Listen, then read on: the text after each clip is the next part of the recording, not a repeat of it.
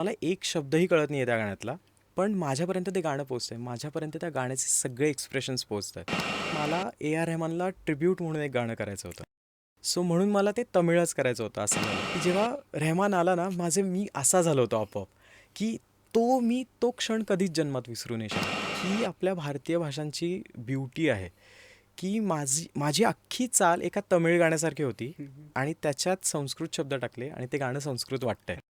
ह्या सगळ्या गोष्टी आहेत ना, ह्या इतक्या इंटरेस्टिंग आहेत की जेवढं आपण त्यात खोलात जाऊ तेवढं अजून मजा यायला लागते. असं ते आले स्टुडिओत आणि आता एक असतं ना, की आपल्याला असं वाटतं की आता अजय गोगावले त्यांना का लक्षात असेल मी पाठवलंय गाणं. तू जर आज मला बोललास ना, की आत्ता उठून कंपोज कर, तर मी काहीतरी करीन, नक्की करीन. पण तू जर मला बोलला ना, की ही सिच्युएशन आहे, तर तेव्हा जे कॉम्पोजिशन निघेल ना, ते खूप वेगळं निघेल.